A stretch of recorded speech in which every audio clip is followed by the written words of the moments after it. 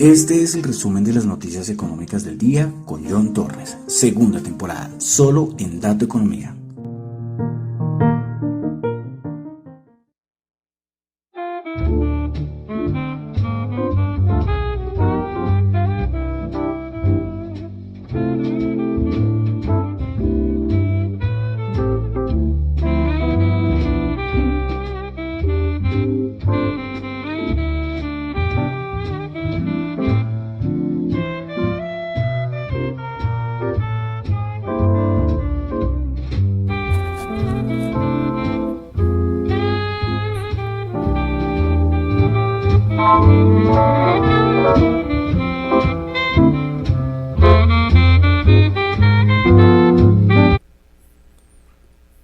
Buenas noches a todos. Son las 8:33 de la noche de hoy, viernes 4 de febrero del año 2022. Mi nombre es John Torres y este es el resumen de las noticias económicas del día de hoy, viernes 4 de febrero. Se acabó la semana.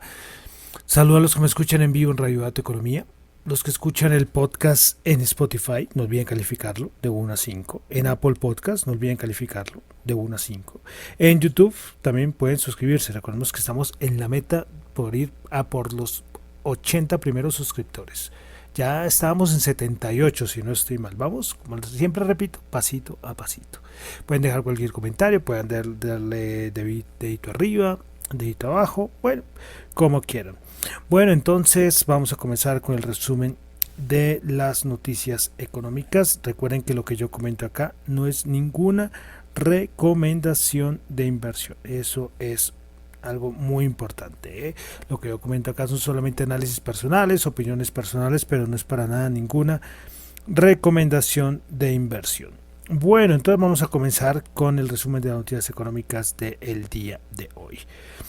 Bueno, vamos a comenzar directamente con Europa, pues tuvimos dato de órdenes de fábrica en Alemania, dato de diciembre, mensual 2,8%, interanual 5,5%. Producción industrial en Francia, estimado 0,5% el dato mensual y terminó en menos 0,2%, y el interanual menos 0,5%.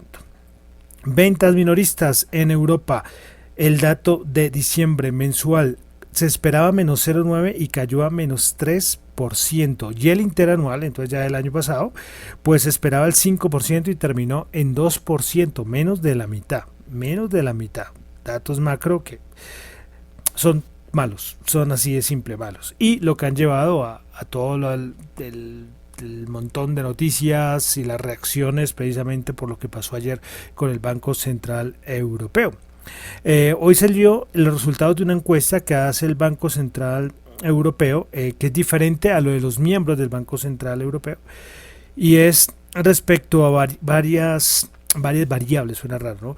Diferentes variables macroeconómicas. Y es que respecto a la inflación, el resultado de esta encuesta es que se espera que la inflación en la zona euro alcance el 3% en 2022, mientras que esa misma encuesta se le hicieron a personal del Banco Central Europeo y dijo que terminaría en 3.2%. Hay que bajar el 5%, ¿no? Como sea. Y lógicamente por lo de ayer del Banco Central Europeo, que va a ser un cambio ya de discurso por todo lo que está pasando a nivel macroeconómico, los mercados monetarios de la eurozona han adelantado sus pronósticos respecto a la primera subida de tipos y espera que sea 10 puntos básicos hasta el mes de junio del 2022. Todas esas son las estimaciones. Ya hemos visto que el Bundesbank, el Bank of America, todos han empezado a hacer sus estimaciones de cuándo y cuánto sería la primera subida de tasas por parte del Banco Central Europeo. Conflicto Rusia, conflicto Ucrania, Europa, porque esto incumbe a gran parte del mundo.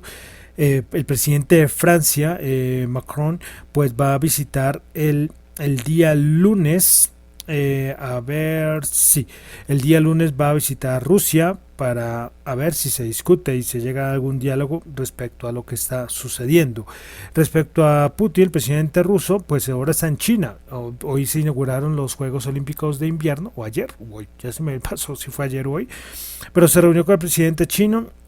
Varios medios resaltaron que Rusia y China van a intensificar la cooperación respecto a evitar interferencias externas, y a su vez Rusia y China dicen que van a hacer una declaración conjunta para oponerse a una mayor expansión de la OTAN. ¿Qué tal estos amigos que se unieron, no? Que son amigos, por eso es que muchos dicen que Rusia no iba a mover un dedo porque no le iba a dañar los Juegos Olímpicos a su amigo chino, y por eso todo el mundo pendiente de todas maneras cuando terminen los Juegos Olímpicos de invierno. Pasamos a Estados Unidos. Hoy tuvimos el importante dato de empleo que sorprendió a todo el mundo. Yo les había comentado que, por ejemplo, Goldman Sachs estaba esperando una caída de menos 250,000 empleos, y también debido al dato de empleo de ADP que tuvimos antier, o sea, si fue antier o anteayer. Bueno, pues bueno, los cambios de empleo el día de hoy, que se dio el dato de empleo: 467,000, se esperaba 125,000, anterior 510,000. Acá hay varias cosas para analizar. Primero que todo, el estimado era 125,000 y resultaron 467,000. Todos están diciendo o sea, es que es una cosa que se supere por 100,000 o por 50,000, pero es que esto es más de 300,000 empleos. O sea, así como el dato de las ADP salió loco, este salió peor de loco. Pero otro datico fue el de que hicieron revisión del dato anterior. El anterior dato había sido de 199,000 y lo subieron a 510,000.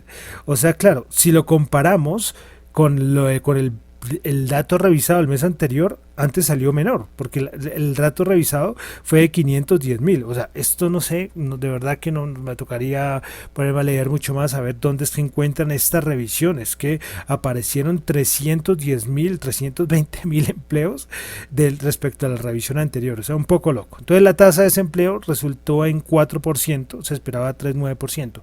Y otro dato que siempre hay que mirar son los earnings, los ingresos de los trabajadores. Pues el dato mensual se esperaba 0,5 y fue de 0,7%, y se esperaba el dato interanual 5,2%, resultó 5,7%. ¿Qué quiere decir esos dos datos? Pues que la Reserva Federal pues tiene todo, o sea, por estos datos, con su subida de tasas, ahí no tendría ningún problema, porque son datos inflacionarios, especialmente el de los ingresos de los trabajadores. Entonces son datos que lo que entonces todo el mundo empieza a analizar es que, bueno, lo de la subida de 50 puntos básicos por parte de la Reserva Federal en el mes de marzo no es que sea muy loco. No es que sea muy loco con estos datos de empleo y de earnings, de los ingresos de los trabajadores. Entonces, dato importantísimo. La otra semana, recordemos que también tenemos el dato de inflación, o sea, preparémonos todo para el dato de inflación. Sí, o sea, de verdad que lo que está pasando en este mercado es interesante. Y hay un término que está volviendo a tomar fuerza, que yo me acuerdo que lo coloqué en Twitter, no sé, en octubre, y fue lo del término de estanflación. ¿Qué es la estanflación? Pues crecimiento más bien, o sea, quieto, plano, con inflación en aumento. Entonces es un término que muchos están empezando a ver, porque la inflación puede ser que siga en aumento, y los datos macros y el crecimiento pues quedado. Y además, como ya lo vamos a ver, con el petróleo subiendo, el próximo dato de inflación no es que vaya a salir muy bien. Yo no lo veo bueno, pero como ahora todos esos datos sorprenden, entonces uno no puede negociar nada. Bueno, entonces pasamos ya bueno, un datico final que se me olvidaba de Estados Unidos, y es que con todo este cuento les he nombrado de la inflación, la popularidad de Joe Biden pues ha caído, y mucho. Pues salió la encuesta, los resultados de la encuesta nacional realizada el 2 y 3 de febrero, y apareció que el 41% de los adultos estadounidenses aprobaba el desempeño del presidente Joe Biden en su cargo, mientras que el 56% la desaprobaba y el resto no estaba seguro, es decir, un 3%. Y si lo comparamos con la encuesta de la semana anterior, Biden había tenido una aprobación del 45% y una desaprobación del 50%, es decir, su aprobación bajó en 4% y su desaprobación aumentó el 6%. Y es que dicen que lo de la inflación le está pesando mucho, y siempre lo he dicho, si Jerome Powell fue elegido por Biden, pues tienen que hacer lo que sea. Yo creo que Biden le dice, mira, Jerome, por favor, ayúdame con lo de la inflación. Mi porcentaje de aprobación está malísimo y tengo que mejorarlo. Y la única forma, y se ha comprobado que es que la única forma de manejar esta inflación es mediante subida de tasas. Otros experimentos, como lo hacen en Turquía y otras cosas, no funcionan. El problema es que, claro, hay que tomar las decisiones de tasas de interés y de política monetaria cuando son, porque es que puede ser que el aumento de tasas puede ser que funcione. El problema es que si tú lo alcanzas a tomar la medida de política monetaria el momento que es, la inflación no se te sale de control. Pero bueno, veremos a ver qué pasa.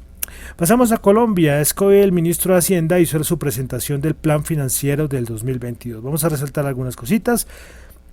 A mediano plazo, la deuda bruta de Colombia ha empezado a mostrar signos de mejoría. Del 2021 pasó de 63,8% del Producto Interno Bruto, y a mediano plazo entonces estaría en 66,8%. Perdón, pasó al 66,8%, estamos en el 2022. Y en el 2022 del 62,7% a mediano plazo 68,6%. Entonces, respecto a ver que se me perdió, listo. Entonces, respecto a otros datos que sacamos acá de la presentación del plan financiero, el gobierno eleva de 4,3% al 5% el pronóstico de crecimiento de la economía para el 2022. A ver por qué.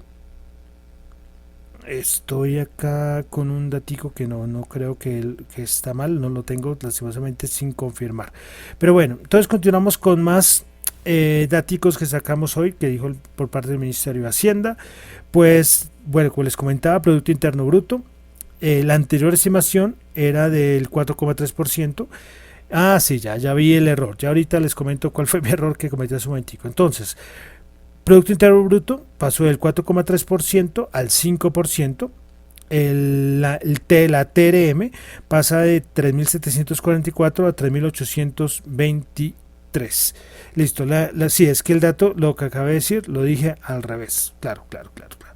Entonces, a mediano plazo, la anterior estimación respecto a la deuda bruta era de 66,8 y pasaría al 63,8, por eso la mejoría, es que lo estaba diciendo al revés, y el 68,6 en el 2022 pasaría al 62,7. Entonces son datos importantes. También se hizo nueva estimación del precio del petróleo, del Brent, bueno, y otros daticos, ahí lo encuentran en todo lado, pero eso, como les digo, esto es lo importante, ¿no?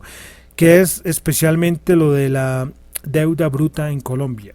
Y los manejos, lo que están diciendo todos los analistas, y es que el manejo de la economía pues empieza a mostrar cosas buenas. Lógicamente ahorita venimos con un cambio presidencial, pueden tomar otras medidas, pueden venir otra reforma tributaria, bueno, pero por el momento estos supuestos o estimaciones macroeconómicas pues pintan bien, ¿no? Bueno, más cositas de Colombia, y es que tuvimos el índice de precios del productor en Colombia, pues en enero del 2022 presentó una variación mensual del 4,1% y el anual ya se ubica en 28,2%. Este fenómeno es a nivel mundial, ¿no? He nombrado toda Europa, he nombrado Asia, he nombrado Latinoamérica y Colombia, 28,2%. Bueno, salió también el Big Mac Index, que es como hacen como una estimación de cuánto vale una Big Mac y así comparan de cuánto puede estar como subvalorada una moneda. Pues salió, eso siempre es importante tenerlo en cuenta. Pues Colombia se ubicó, creo que con una subvaloración de menos 43,5. Sí, pero por ejemplo tenemos, Suecia tuvo menos 0,4, Uruguay menos 6,6, Israel menos 7,9. Sí, bueno, hacen esto como la base de comparación es el dólar estadounidense. Bueno, es un índice que siempre es importante pues tenerlo en cuenta para ver el posicionamiento más o menos como de las divisas, lógicamente que se incluía la devaluación que ha tenido en el año y bueno, todo este tipo de cosas. Bueno, entonces pasamos ya a ver, listo. Pasamos ya entonces a las noticias, a los mercados, pasamos a precio de la gasolina y es que en Estados Unidos el precio de la gasolina está en su mayor nivel desde el año 2014. ¿Qué tal el datico? Por eso digo que el próximo dato de inflación, bueno, conmigo, es que me atrevería a decir que es que no va a salir bien porque es que estamos con un precio del petróleo altísimo, pero bueno, esperaremos a ver, pero por lo menos el precio de la gasolina promedio en los Estados Unidos es el mayor desde el año 2014. Esto es más como curioso y es que Twitter anunció que va a colocar un botoncito, vamos a verlo en pantalla, de los votos negativos. Y es que, por ejemplo, yo coloco un tweet y la gente no le gusta y o le parece que es innecesario, ofensivo, lo que sea, le da voto negativo. Pero el resto de gente no va a poder ver lo de los votos negativos. O sea, es decir, yo puedo colocar un voto negativo, pero los únicos que van a poder ver el voto negativo van a ser los propietarios del tweet. ¿Sí? Pero bueno, una cosa que es más bien como curiosidad. Bueno, una cosita en Colombia y es que hoy apareció por parte de Nutresa la convocatoria a reunión extraordinaria de la Asamblea de Accionistas para el día jueves 24 de febrero del 2022 a las 10 de la mañana en el Centro Empresarial El Poblado de la Cámara de Comercio de Medellín. Entonces, para los accionistas de Nutresa, lógicamente ya estará Gilinski, van a hablar sobre potenciales conflictos de interés por todo lo que ha pasado con la OPA. Bueno, pero entonces es importante porque con todo lo que se ha hablado de Nutresa, Gilinski, bueno, listo. Entonces ya pasamos a los mercados. Los mercados. ¿Qué pasó? Pues estábamos después de ayer, como les comenté, los datos de Amazon le gustaban al mercado y Amazon terminó subiendo creo que el 10%, y ahora vamos a ver algo así 10-12%, y de cierta manera pues iba bien, pero los bonos, ya les he dicho, cuando sale un dato que lo que hace es soportar la inflación, pues los bonos reaccionan y la rentabilidad del bono de los Estados Unidos creo que ya alcanzó a llegar como al 1.90, ahorita creo que lo vamos a mirar. Entonces esto hizo que bajara cuando salió el dato de empleo, bajó principalmente el Nasdaq, el S&P 500 y después lógicamente tuvimos una recuperación. Pero bueno, es que como les digo, no, ahorita cuando tenga algo muy importante que decir, les digo, estamos en la volatilidad. El VIX, hasta que no lo veamos por debajo de 20, podemos respirar. Y eso, lo importante sería ver el VIX en 12, en 13, como en el 2018, 2019. Sí, pero esos niveles creo que faltará mucho tiempo para verlos. No sé si los veamos en este año. Así como yo digo, no sé si vamos a ver los máximos, otra vez máximos del S&P 500. No sé si volvamos a ver el VIX con esos niveles de tranquilidad. Sí. Por debajo de 20, 19, 18 da un respirito, pero mientras esté por encima de 20 es volatilidad, por encima del 30 es volatilidad muy fuerte, ya como les he dicho, por encima ya de 40 ya es otra cosa súper complicada.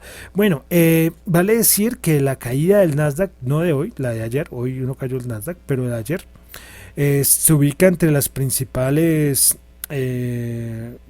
caídas en la capitalización en el Nasdaq. Vamos a nombrar las 5 mayores caídas a nivel de acciones que hayan caído en el Nasdaq. ¿Y por qué lo digo? Por lo que sucedió en Meta. Por ejemplo, Apple el 8 de septiembre del 2020 cayó 141 mil millones de dólares. Apple el 15 de marzo del 2020, la que le dije primero era el 8 de septiembre del 2020. El 15 de marzo del 2020, en pleno crash del COVID, cayó 156.5 miles de millones de dólares. Microsoft, el mismo crash del COVID, 16 de marzo del 2020, 178.1 mil millones de dólares. Apple, el 3 de septiembre del 2020, cayó 182.3 miles de millones de dólares. Y Meta, con su caída del día de ayer, fue la mayor caída de acción. Yo les había comentado que había sido la mayor, pero ya tengo los datos. Pues cayó 232 mil millones de dólares. Entonces es la mayor caída a nivel de acciones por parte de una empresa en el Nasdaq. Tremendo, ¿no? Tremendo, tremendo, tremendo. Imagínense, superó a caídas del crash del COVID. Entonces hay que tener cuidadito. Esto es lo que estamos viendo, o sea, volatilidad, pero, pero hay que tener, lógicamente yo todavía crash, el otro día cuando sí alcancé a nombrar creo que algo de crash, sí, pero lo que estamos viendo, imagínense, es que la caída de Meta, lo que se dejó en el mercado es una barbaridad. Una barbaridad. De resto ya saben, los cuantitativos que dicen 3.690 por abajo en el SP500 y 4.600 por arriba en el SP500. Son los valores a vigilar, ¿sí? O esto se agrava mucho cuando si se pierde los 4.000 o esto da un respirito de aliento si se supera con fuerza los 4.600 días. Son los niveles de los cuantos. Yo les dije, es que como esto lo van cambiando cada rato, ellos ven la fontanería del mercado todos los días y cuando van cambiando, claro, no les puedo estar comentando y publicando ahí cada rato, entonces hay veces que se me olvida, a mí se me olvidó colocar el anterior y ya hoy volvió a salir otro dato, entonces es como difícil. Entonces pendientes, con cuidado, operar. Estamos en un mercado volátil, duro. De una vez vamos a ver cuánto cerró el VIX el día de hoy antes de entrar a los mercados. El VIX el día de hoy cerró en 23,22, bajó el 4,6%. Esos son niveles que todavía no, como les digo, por encima del 20, ¿no? Miremos de una vez la rentabilidad del bono, que es muy importante, el bono a 10 años, a ver si el otro año, yo que estoy diciendo, a ver si la otra semana les comento lo del aplanamiento de curvas, que es muy importante tenerlo en cuenta, porque lo he nombrado varias veces acá, pero a ver, espero la otra semana ya tenerles una explicación. No, el viernes no voy a ponerme a hablar de aplanamiento de curvas a las 9 de la noche, ¿no? Y ustedes lo pueden consultar, pero voy a tratar de tenerles una explicación y por qué es importante a nivel macroeconómico. Bueno, entonces Estados Unidos 10 años 1,91, ya cerca del 1,92. ¿Yo qué podría decir? Hombre, si sale un dato de inflación muy malo, vamos a tener subidas de tasas en marzo por parte de la Fed. Yo creo que el 2%, que es un valor psicológico muy grande a nivel de rentabilidad del bono a 10 años, pues podría darse todo como al mismo tiempo, ¿no? Puede darse ahí todo. Y además, recordemos que tenemos vencimientos, creo que es el 14 de febrero, es decir, ya nada. Como esto va toda... Y hay veces que los mercados empiezan a descontar 1 o 2 días antes, entonces la otra semana tocará estar listos para mayor volatilidad. O sea, tenemos volatilidad y toca estar pendiente de más volatilidad. Bueno, entonces vamos a pasar al Nasdaq 100. El día de hoy subió 193 puntos, 1.3%, 14.694. Y es que alcanzó a bajar el 2%. Estamos teniendo volatilidades del 3 o 4%. Bueno, principales ganadoras en el Nasdaq 100, Amazon subió el 13,5%, Datadog subió el 8,8%, Fortinet subió el 5,8%. Principales perdedoras en el Nasdaq 100, Old Dominion bajó el 5,5%, Kraft Heinz Company bajó el 3% y Allen Technology bajó el 2,6%. Vamos ahora con el SP500. Recordemos esos valores, 4.600, 4.620. Pues cerró en 4.500. 23 puntos, subió 0,5%. Principales ganadoras del día en el SP500. Amazon 13,5%. Norton Life Look 8,7% y Take-Two Interactive System con 7,3%. Principales perdedoras, Clorox bajó el 14,4%, Ford bajó el 9,7% y Newell Brands bajó el 8,5%. Vamos con el Dow Jones, que el Dow Jones el día de hoy bajó 21 puntos, menos 0,06%, 35.089 puntos. Principales ganadoras del día en el Dow Jones, Salesforce subiendo el 3%, JP Morgan subiendo el 2,6% y Goldman Sachs subiendo el 2,4%. La rentabilidad de los bonos al sector bancario le gusta. La rentabilidad del bono de 10 años, ¿no? Principales perdedoras, 3M Company 2,2%, Walgreens Boots menos 1,8% y Procter & Gamble bajó el 1,5%. Vamos ahora a la Bolsa de Valores de Colombia. El Colcap subió 6 puntos, 0,4%, 1.522 puntos. Principales ganadoras del día. Grupo Sura subió el 3,9%, Ecopetrol subió el 2,2%, ISA subió el 2,1%. Principales para perdedoras del día en la Bolsa de Valores de Colombia, Valsimesa bajó el 18%, Grupo Argos Ordinaria bajó el 3,5% y Cemex bajó el 2,7%. Bueno, pasamos a commodities. Oro 1808 subió $2 la onza, y el petróleo en máximos de 7 años, 8 años, ya perdí la cuenta. El WTI 91.9 subió 1.8, Brent 92.7 subió 1.7. Es que con esto, o sea, ya acabamos de hablar del precio de la gasolina, y como está el petróleo, es que yo no veo por dónde el dato de inflación va a salir. Bueno, es que no sé, solo que los cuellos de botella hayan mejorado y el resto de sectores de la economía estadounidense hayan mejorado. Es que con estos datos, o sea, por eso les digo que ver la rentabilidad del bono en el 2%, yo creo que esto ya no es que esté descontado, pero es muy difícil verlo una caída. Pero bueno, todo puede pasar en este mercado de locos que tenemos este año 2022, y es que hasta ahora estamos en febrero, ¿no? Bueno, como siempre les había dicho, el dólar 3.961 subió 10, ahora lo estoy nombrando antes de las criptos. Y las criptos, vamos a pasar a ver cómo están las criptos.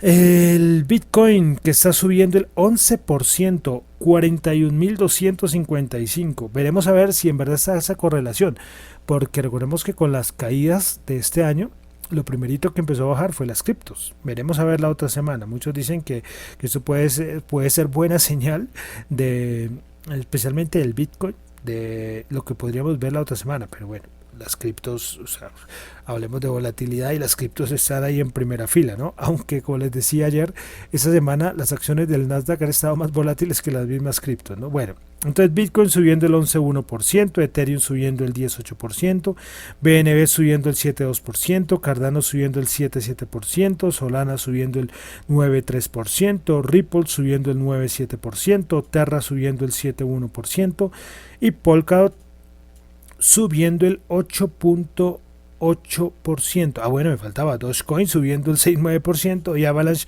subiendo el 12.8%. Bueno, y hoy vamos a pasar a nuestro diccionario cripto. Seguimos con nuestro diccionario cripto. Hoy sí es una palabra muy facilita, y es lo de confirmación. Lo de confirmación. ¿Por qué la palabra confirmación es tan importante en el mundo cripto? Y es que cuando se hace una transacción, la blockchain, es decir, los nodos, ya me imagino que entraremos en algún momento los nodos, los participantes, los validadores en esa blockchain tienen que procesar la transacción. Pero entonces, ¿qué pasa? Recuerden que hablábamos de blockchain, que son cadenas de bloques, y en esa cadena de bloques están las transacciones. Pues cuando la transacción entra al bloque, es que ya se habla de que la transacción fue confirmada. Los que han hecho alguna transacción en Bitcoin, no, en cualquier cripto, cuando entran a ver el link donde aparece la confirmación, es que no quiero meter aquí términos que no he nombrado en el diccionario cripto. Entonces, cuando uno hace una transacción, listo, yo envío, yo que sé, Bitcoin a tal lado. Entonces, yo cuando quiero ver si la transacción se procesó bien, es que yo entro a una dirección, y como esto es transparente, recordemos que acá todo se puede ver. Por eso la gente que dice que las criptos son anónimas, no, son pseudoanónimas. Entonces uno entra y ahí aparece en la blockchain la transacción. Y cuando ya recibían el bloque, es que se dice que la transacción ha sido confirmada. Entonces por eso es tan importante la confirmación. Y a su vez, que el que ya haya sido confirmada la transacción, es que asegura la inmutabilidad de la transacción. Es decir, antes de ser confirmada, la transacción puede devolverse, puede pasar algo, pero cuando ya es confirmada, es que ya por nada del mundo ya se puede cambiar. ¿Listo? Que es una de las propiedades de la blockchain, ¿no? De esta base de datos descentralizada. Entonces, por eso es tan importante. Es una palabra que dice confirmación, pero ¿por qué es tan importante?